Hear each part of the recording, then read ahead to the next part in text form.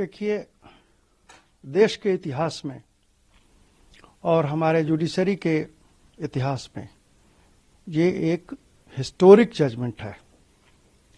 इसने डिसाइड किया, आज हमारे 5 जजेस की कॉन्स्टिट्यूशन बेंच ने डिसाइड किया कि जो 370 हटाया गया कॉन्स्टिट्यूशन से वो बिल्कुल जायज़ था।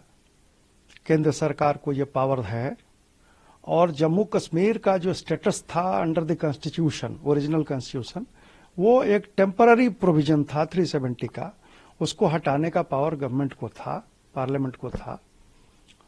और जो दूसरी बात, जो एक और मसला था कि स्टेटहुड और यूनियन टेरिटरी का, तो कॉन्स्टिट्यूशन बेंच जो हमारे ऑनरेबल चीफ जस्टिस और सारे सीनियर जजेस की जो है, उसने कहा कि on the basis of the statement made by learned solicitor general of India कि तुरंत हम वहां चुनाव कराने जा रहे हैं, स्टेटहुड उसका हम उसको रिस्टोर करेंगे। तो कोर्ट ने भी कहा कि सितंबर 2024 के पहले वहां पे चुनाव करा के और उसको फुल फ्लेजेड स्टेट का दर्जा दे दीजिए, वहां भी डेमोक्रेटिक सेटअप एक वहां हो जाए। तो इसमें बहुत सी बातें निश्चित हुई। सरकार, ये हमारे कॉन्स्टिट्यूशन बेंच ने ये भी कहा कि in each and every matter, सारे मैटर्स में कोर्ट का इंटरफियर करना सही नहीं है।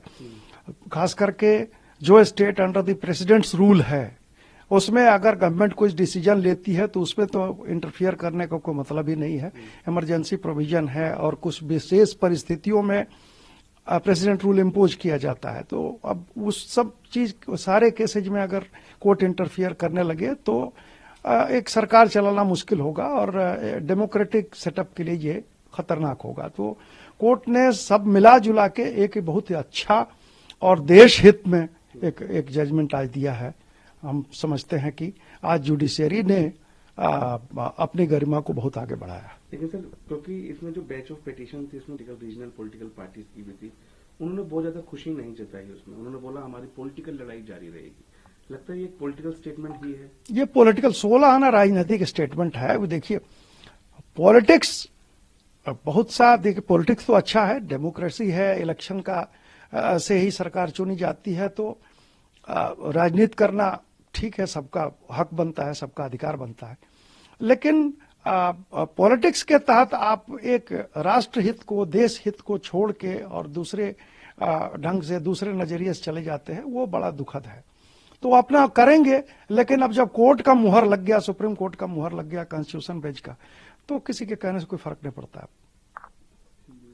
Sir, how do you see the overall this historic judgment passed by the Supreme Court on Article 370? Rightly you said, it's a historic judgment, very important for the future generation of the country, for the future of the country, for the democracy of India.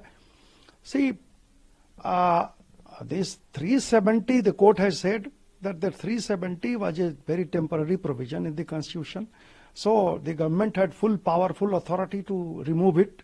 And the government has rightly or under its own power and the authority it has removed. The next dispute was with regard to whether it will be treated as the union territory or it will be a full-fledged state.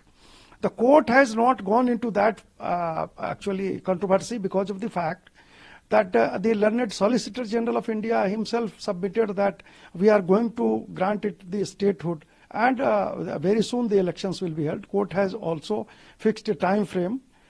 Before 2024 September, the elections are to be held, and a full-fledged state of Jammu and Kashmir will be there. Thank you so much, sir.